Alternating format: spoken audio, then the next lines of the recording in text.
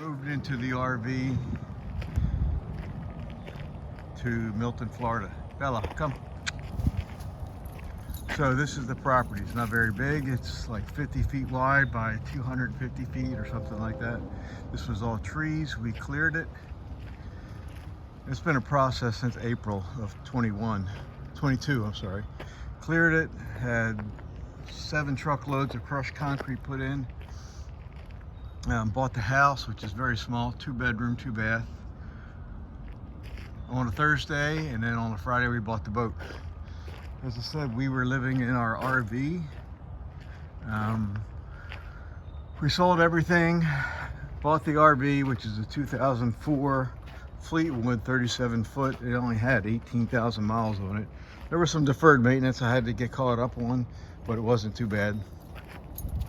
And we lived in that full time, and that coming from a 33,000 plus square foot home, it was an adjustment. You get to know your spouse really well, good and bad, but it made us stronger. In any case, so this is the development of the property for long-term use. So I'm putting in 2 RV hookups. This one is the primary. This will have 50 amp freshwater and septic.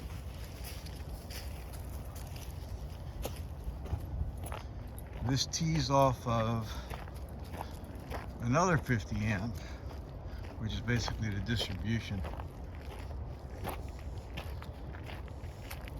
I'm using 2-watt service wire. I'm putting it in pipe, even though it's really not required, but I'm putting everything in pipe just because I'm not going very deep, and so it's another level of protection. Anyway, this will be a 50 amp, so then branches off to that 50 amp. Fresh water is here. That's actually the main from the street.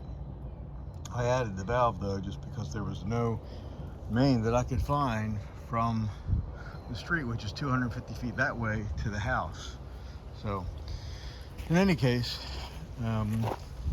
this is the main wiring trench.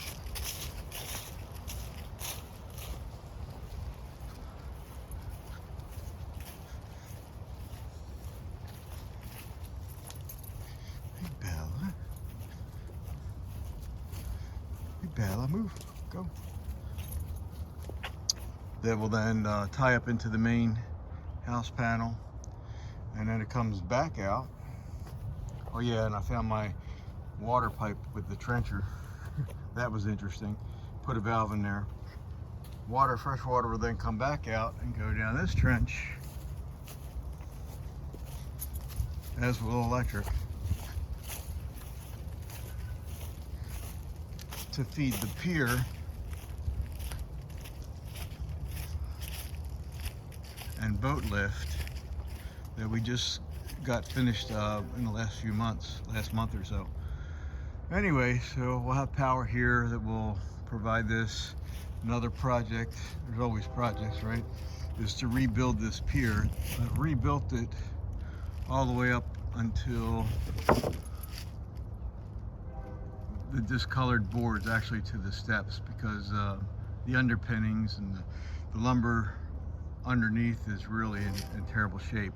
Previous owners put new boards on top, but it was just 5/8 thick, and they all checked and twisted, so I went back with 2x6s on everything for the tops. Anyway, it's very sturdy, very nice, so we'll get it. This is Mulat Bayou. Fishing's pretty good here most of the time. Big fish, but it's not very deep. But it's perfect for where we want to be. Anyway, this is the rest of the work in progress.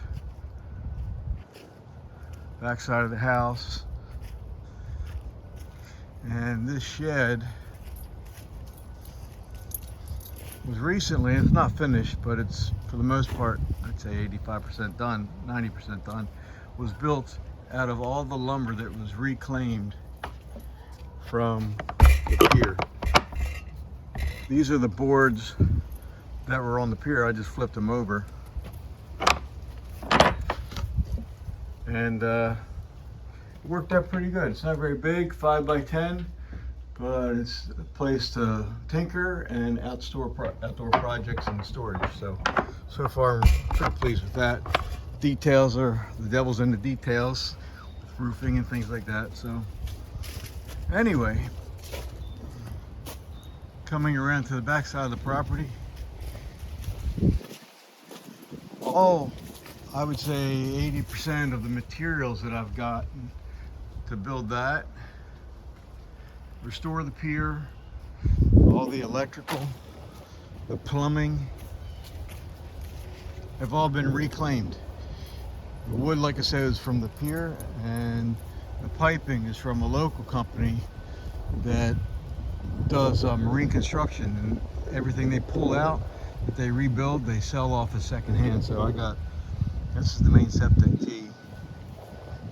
This is the septic line to, a little backwards here, I apologize. Septic line to the first RV spot. In any case, all this piping, most part, except for the water pipe, is new. Has been reclaimed, pennies on the dollar. It's just amazing how much you can save if you look around. And there's some challenges with using reclaimed materials, is you have to make sure you make it work, right? You got to get the right fittings. And so my trips to and from Home Depot have been numerous.